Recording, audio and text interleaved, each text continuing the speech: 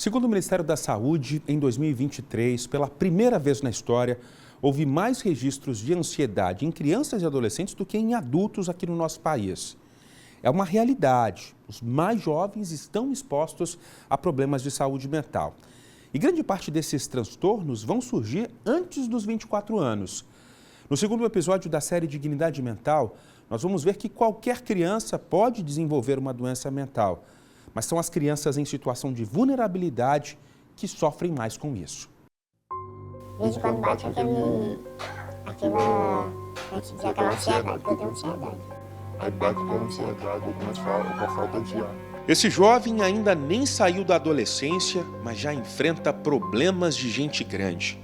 Vivendo na periferia de Palmas, em uma casa pequena, junto com 6 irmãos e os pais desempregados, ele já aprendeu que a vida é difícil. A pobreza e a morte de pessoas queridas mexeram com a saúde mental dele. Calado, quietinho no seu canto, ele nunca pediu ajuda. Eu sei lá, tá relembrando, dói mais. Dói mais do que já dói. Não pediu ajuda verbalmente, mas os sinais, como a mudança de comportamento e o baixo rendimento escolar, indicam que algo está errado. Eu era mais apegado nos estudos, agora tô do jeito que... Eu sou sincera, desse bimestre agora, né? Minha nota tá horrível. Sei lá, eu não consigo mais focar, sabe?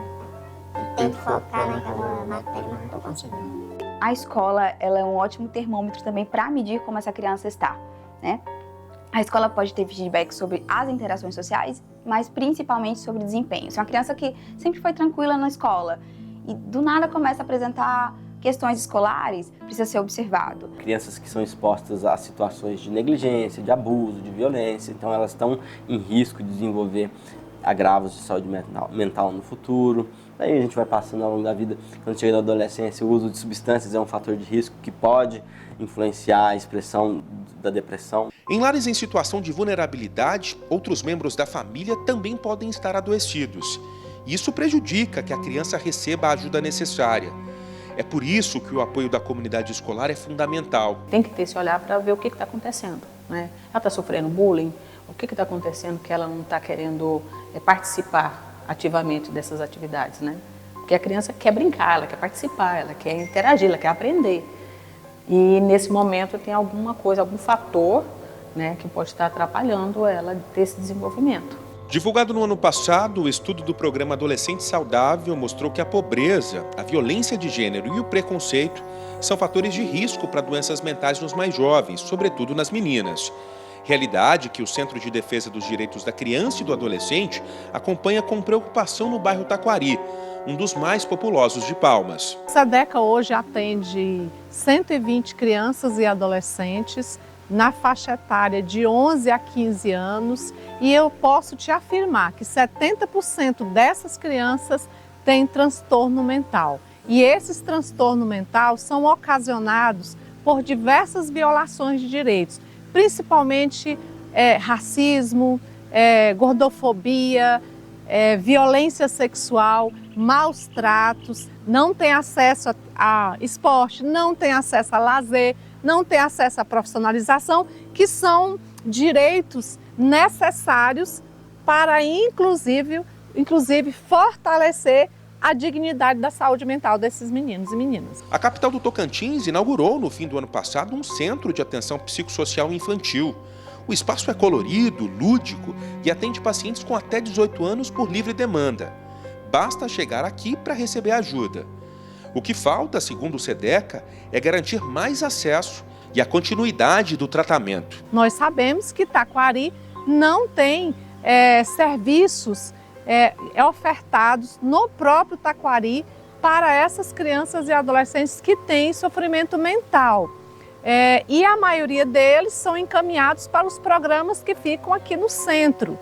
E eles não têm condições de pagar um transporte semanal ou de ter condições de abastecer veículo, que a maioria não tem veículos, para serem atendidos. E esse atendimento é um atendimento demorado, um atendimento de média e longa duração, e a maioria deles ou não tem acesso a esse serviço ou até que ingressam nos serviços públicos, porém não permanece.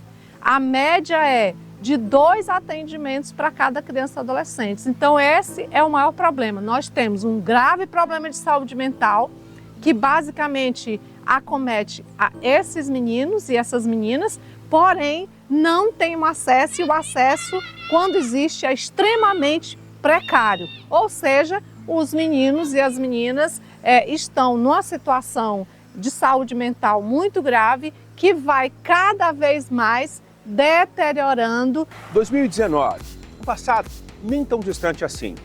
O Unicef disse que 1 em cada 6 meninos e meninas entre 10 e 19 anos tinham algum problema de saúde mental no Brasil.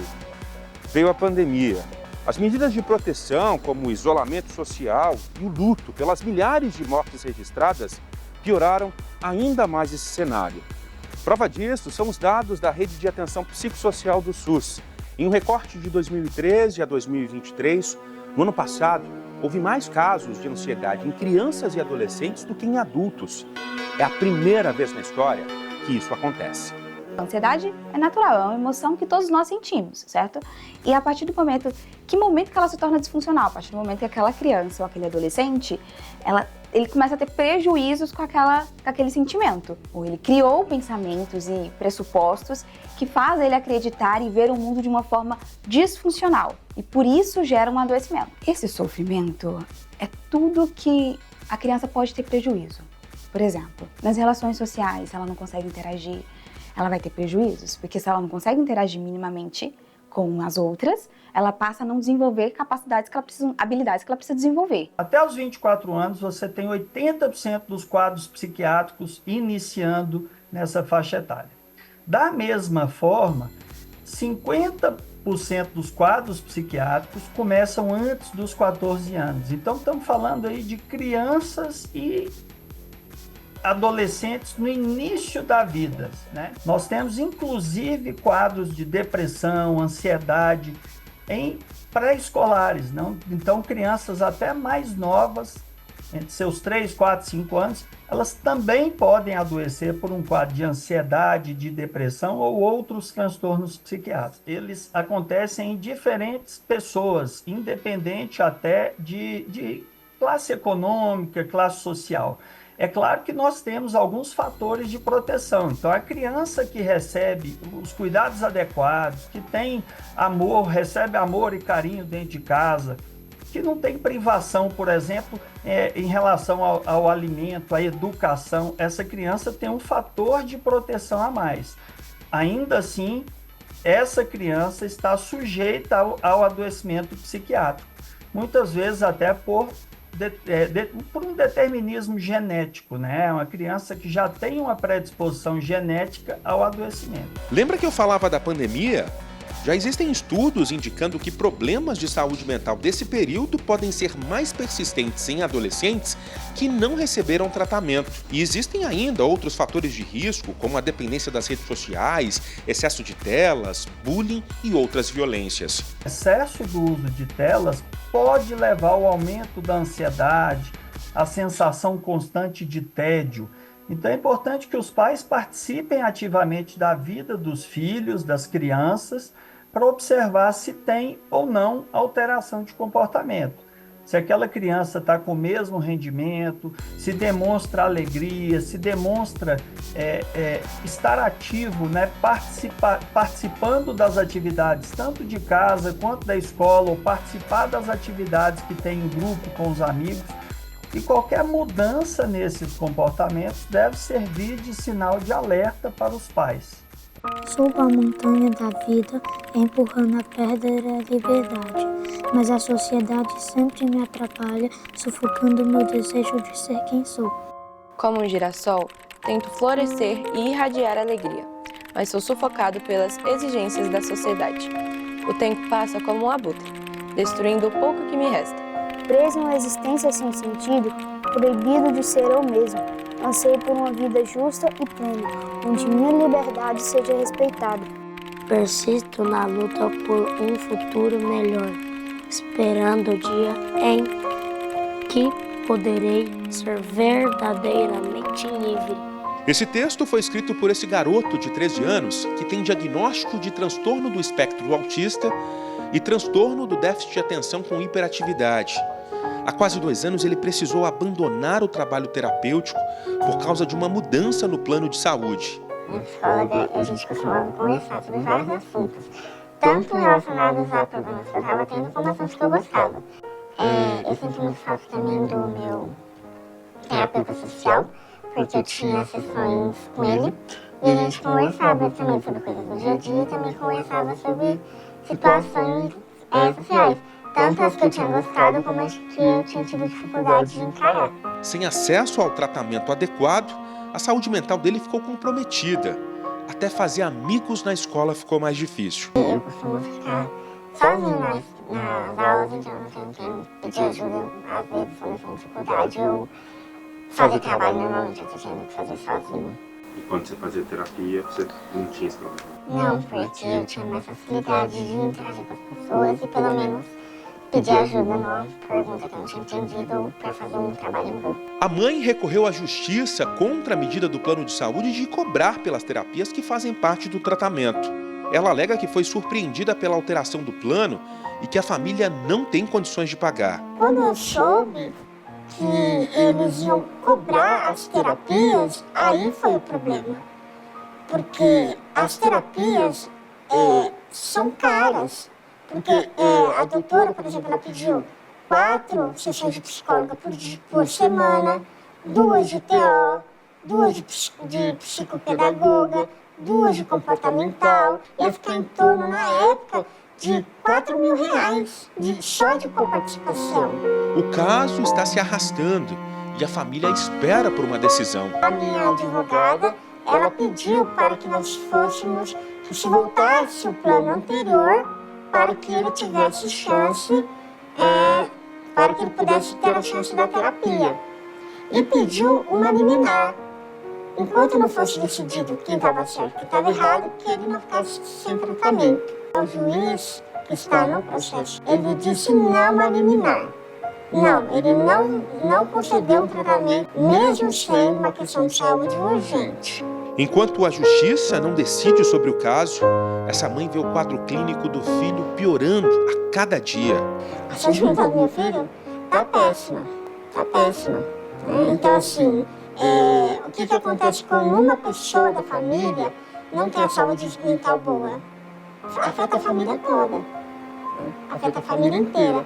Ele tem grandes problemas de interação social, agressividade, ansioso, ele não dorme. Ele fugiu 2 vezes, né, porque ele ficou muito nervoso. Uma das fugas ele quase foi atropelado. A rotatória tem câmeras, né, tá tudo isso no processo. A luta dessa família é por dignidade mental no presente e a possibilidade de um futuro.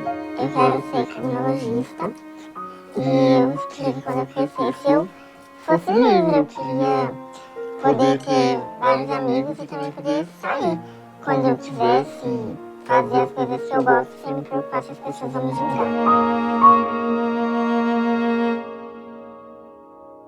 Sobre o caso da mãe que luta contra a mudança no plano de saúde, nós procuramos o Tribunal de Justiça, que disse que esse caso ocorre em segredo de justiça e que, por isso, não estão autorizados a passar informações. Já a operadora do plano de saúde disse que o adolescente possui um plano ativo e que não houve a recusa de atendimento com psicólogo credenciado. Sobre a reclamação da dificuldade de acesso das crianças e dos adolescentes que moram longe do CAPS infantil, a Prefeitura de Palmas disse que o acesso ao serviço de saúde mental é facilitado e humanizado nas 34 unidades de saúde da família, com assistência em todas as regiões da cidade. Como eu sei que tem muitas crianças e jovens ligadinhos aqui no J1, eu quero dizer para você, não passe por esse sofrimento sozinho. Converse com a sua família, com seus pais, pode ser com a vovó, com o vovô, pode desabafar com seu irmão mais velho, com seus tios, ou então com os professores da sua escola. Não precisa ter vergonha dos seus sentimentos. E para a galerinha que está conectada, o Unicef tem um site, é o Pode Falar.